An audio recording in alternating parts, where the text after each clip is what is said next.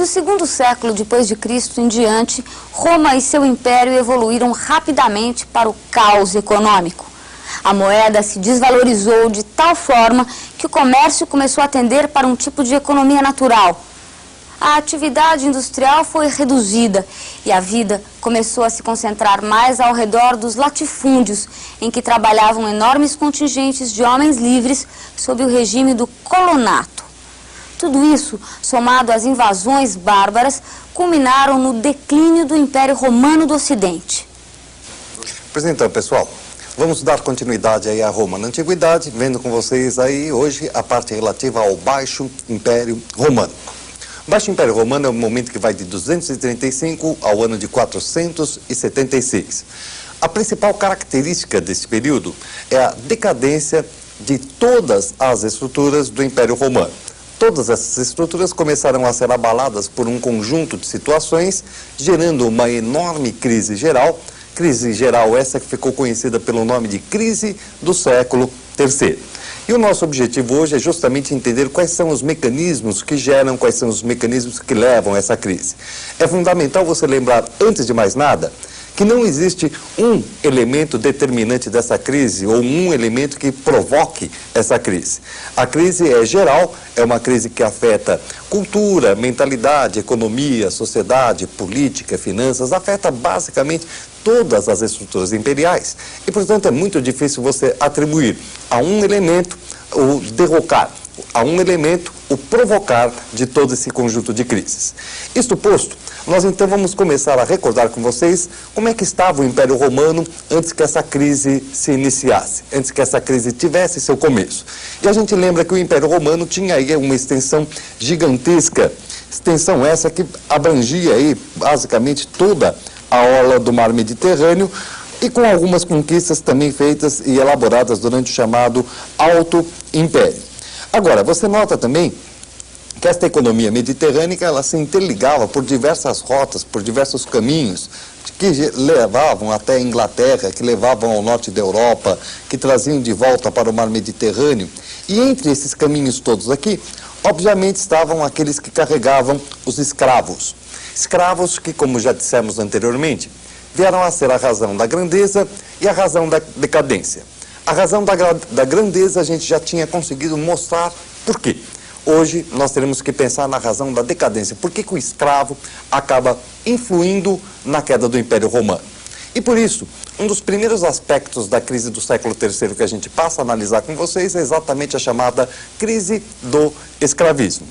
Na crise do escravismo, nós podemos observar então nesse nosso primeiro resumo um conjunto de situações que virão a partir do momento em que os escravos comecem a se tornar bastante escassos dentro de Roma, comecem a se tornar bastante difíceis dentro de Roma. E quais são os elementos que geram isso? Quais são os elementos que promovem isso? Lembram-se da Pax Romana? A Pax Romana estipulava uma redução das conquistas para a consolidação das fronteiras. Olha, você tirou o pé do acelerador. Você reduziu a velocidade das conquistas. Se você reduziu a velocidade das conquistas, você deixou de conquistar muitos povos e muitos territórios. Portanto, você forneceu uma quantidade menor de escravos para dentro do império. Se você ofereceu uma menor quantidade de escravos dentro do império, obviamente a tendência do preço do escravo é se elevar. E aí é que as coisas começam. A gente se faz então uma pergunta. Como é que vivia o escravo? E quanto tempo de vida útil esse escravo possuía dentro do império?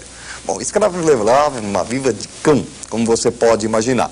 E a vida útil de um escravo ficava entre os 8 e os 12 anos, no máximo. Feito isso, você tinha que pegar então o seu carrinho, ir até o supermercado, comprar um novo conjunto de escravos. Só que você estava habituado a ir ao supermercado, chegava lá na prateleira, encontrava aquele monte de escravos, o escravo escolheu um novo lá, o escravo do ano, o escravo último modelo, colocou o escravo dentro do seu carrinho. Quando você estava na fila do caixa, chegou aquele rapazinho lá com o revolvinho e começou a remarcar. E você percebeu que você não tinha condições de levar a quantidade de escravos que você precisava. Resultado, você trouxe metade do que você precisava, não conseguiu um número de escravos suficientes. E qual é a primeira atitude que você tem que tomar?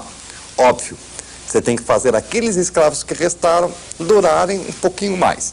Então agora você começa a tratar o escravo um pouquinho melhor.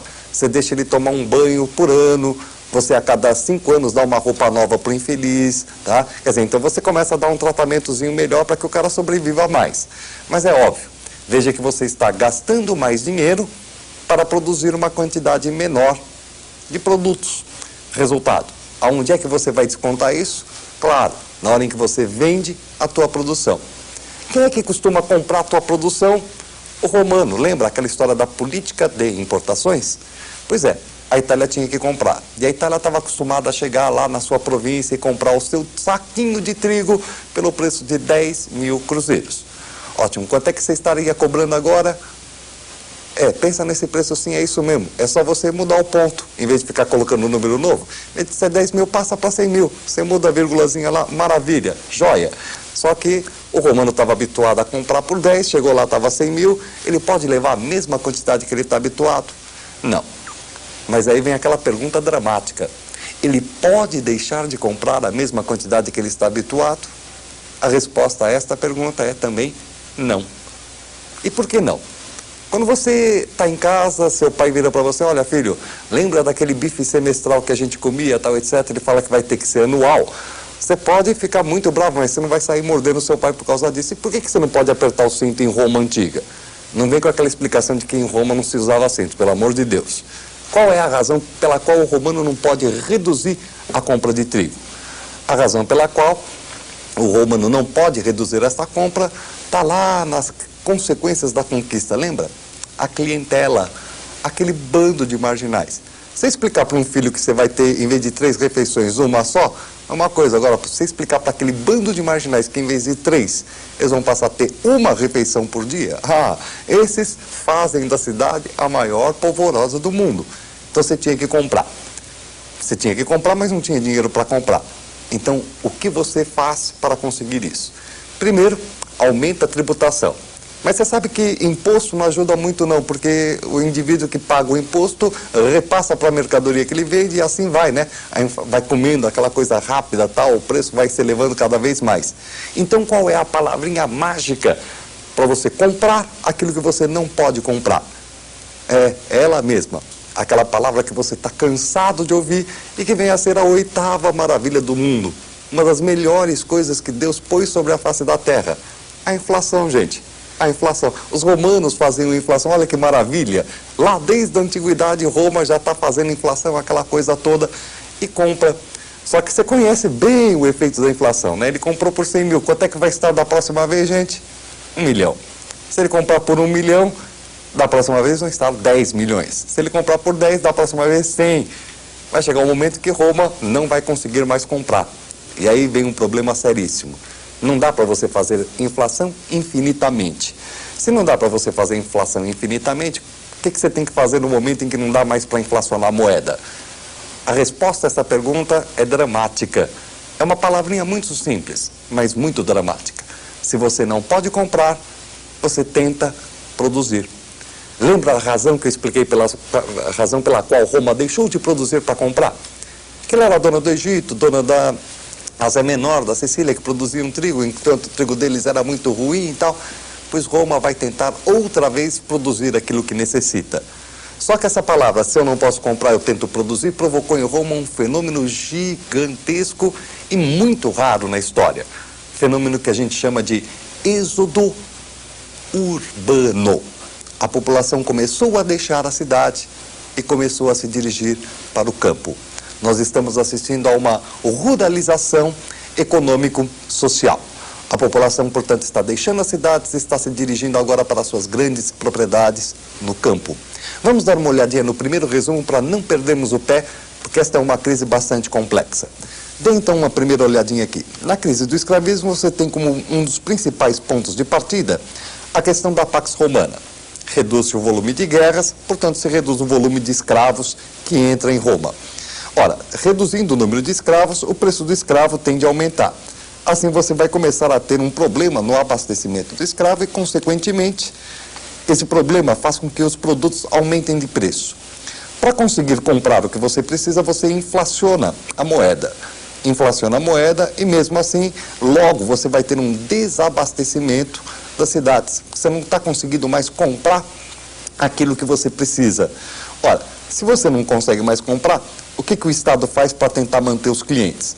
Aumenta o rigor fiscal, tenta cobrar mais impostos, faz aquele negócio de imposto sobre cheque. Infelizmente, o Romano não tirava tudo da sua conta, até que nós chegamos àquilo que é o êxodo urbano, uma enorme ruralização econômico-social.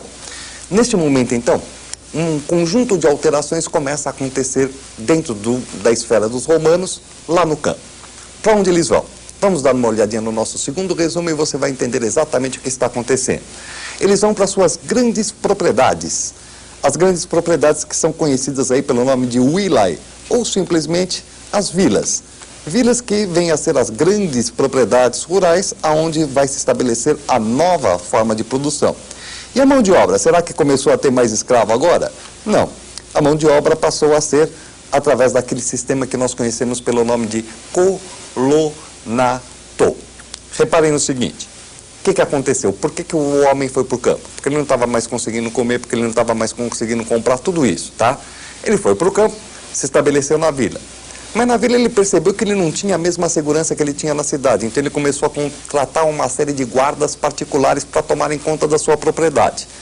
Como não tinha mais escravo, o que aconteceu com aquela clientela lá no centro urbano? Será que eles fizeram uma maior polvorosa lá porque o cara não estava mais sustentando? Gente, se os grandes proprietários saíram da cidade, a clientela, se quiser fazer a arruaça urbana, que faça. É como aposentado entrar em greve, não vai adiantar absolutamente nada. Resultado, então os clientes saem da cidade e vão buscar emprego no campo. Como eles não podem ser escravizados, eles entram num regime conhecido pelo nome de colonato. Como é que funciona? O cliente arrenda um pedaço de terra e paga por esse arrendamento como? Em dinheiro? Não. Como a inflação tinha desvalorizado a moeda, ele paga em produtos. Ele entrega uma parte do que ele produz no seu arrendamento ao dono da propriedade. E mais do que isso, ele trabalha alguns dias por ano também na grande propriedade. Você está percebendo que lentamente, com essa ruralização e o crescimento do colonato, alguns elementos que já são bastante parecidos com aquilo que a gente vai encontrar na Idade Média começam a aparecer. Portanto, nós estamos assistindo agora à imersão do mundo antigo e o começo, o aparecimento das primeiras características daquele que será o novo mundo, o chamado mundo medieval.